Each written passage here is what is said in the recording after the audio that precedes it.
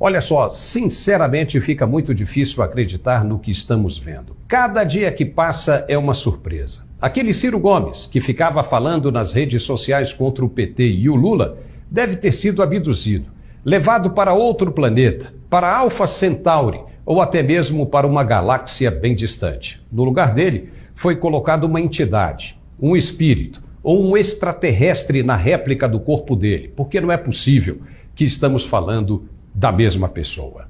Por unanimidade, nós tomamos uma decisão. E eu gravo esse vídeo para dizer que acompanho a decisão do meu partido, o PDT. Frente às circunstâncias, é a última saída. O que vemos é duro e cômico ao mesmo tempo. Políticos vira-latas, na cara dura mesmo. Esse é o espelho da velha política nacional.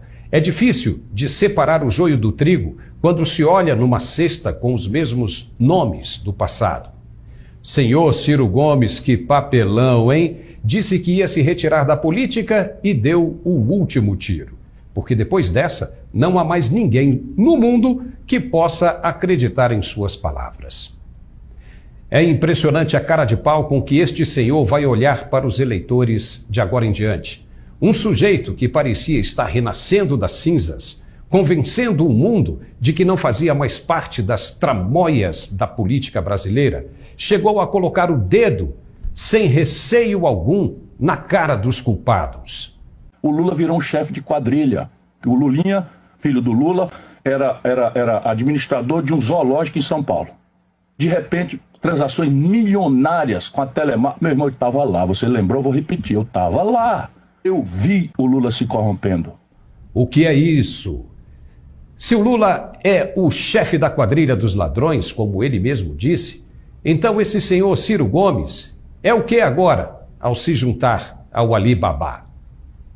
Se um cara diz que viu o outro se corromper, que acusou os filhos do chefe de roubarem e enriquecerem ilicitamente, que o PT roubou e que ainda pretende roubar para sempre, que destruiu o país, nas próprias palavras, e agora decide se juntar aos que ele acusou de criminosos, mesmo sabendo dos verdadeiros propósitos, não seria o senhor Ciro farinha do mesmo saco?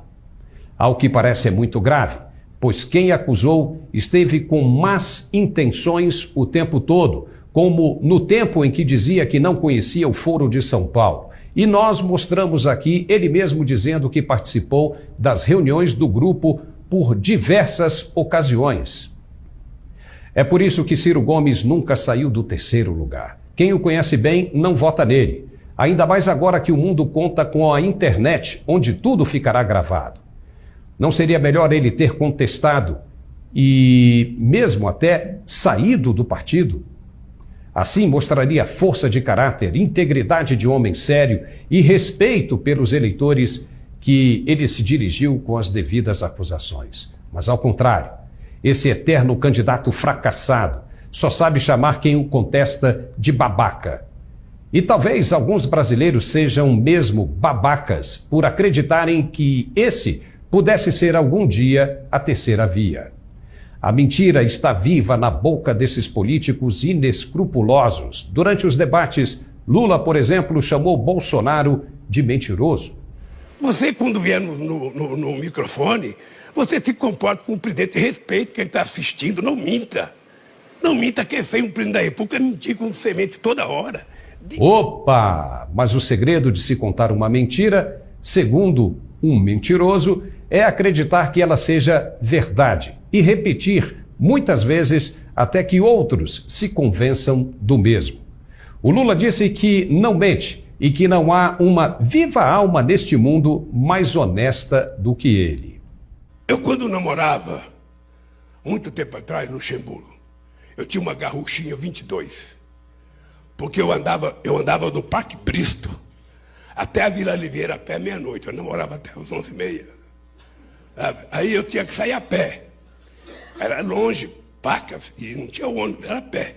Então eu tinha uma garruchinha, colocava ela aqui dentro. Tirava as balas com medo que ela estourasse alguma coisa aqui dentro. Mas não foi o mesmo Lula quem disse que nunca usou uma arma na vida? Eu não acredito que alguém queira uma arma para o bem. Eu não acredito. Eu tenho 76 anos, Nunca tive interesse em ter uma arma. Mentem e mentem muito, do mesmo jeito, negando até a morte, chegam a contestar os instrumentos da lei, dizendo que todas as delações premiadas foram mentiras, que a Odebrecht, por exemplo, não liberou dinheiro para propinas, mesmo com o dono da empreiteira revelando que mais de 300 milhões de reais da companhia foram alocados para a corrupção. Não adianta, a cara é dura como madeira de carvalho.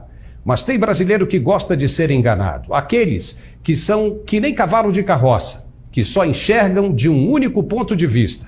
São os que sofrem de cleptomasoquismo, que é o prazer em ser roubado. Até quem foi para o exterior fugindo da vida ruim que os governos anteriores proporcionaram, votaram no mesmo partido que os forçou a sair do país. Quem vai entender isso? São palavras que talvez desagradem, mas aqui nós só falamos de provas e não conjecturas. Se o atual presidente tivesse algo negativo para mostrar, nós estaríamos aqui para bater na cabeça dele também. Mas ao contrário, temos números que comprovam o crescimento da economia, da redução dos crimes violentos e do Auxílio Brasil, que pode acabar com a fome dos mais necessitados. Genocídio, Marielle, milícia, onde estão as provas? Mas o que foi mostrado pela Lava Jato, nada foi inocentado, não se engane. E ninguém disse que as provas eram falsas. Agora só mais uma pergunta. Lula já foi presidente deste país? Porque ele fala como se nunca tivesse sido. Em reunião com os franciscanos, disse que a educação vai ser prioridade máxima no país. E a educação vai voltar a ser prioridade zero nesse país. Ou seja, nós vamos cuidar da educação, porque é a partir da educação que a gente vai transformar o povo brasileiro. Uou!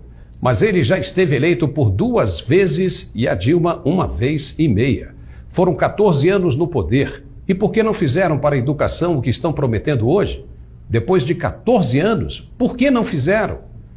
Quando Fernando Haddad deixou o Ministério da Educação, o brasileiro sabia ler, mas não conseguia interpretar um texto. Um desastre da educação. Existe um ditado que diz o seguinte: quem nasce para lagartixa nunca chega a jacaré. Pense de que lado você está. Se gostou, se inscreva em nosso canal e compartilhe. Muito obrigado e até a próxima. Quai, seu app de vídeos curtos.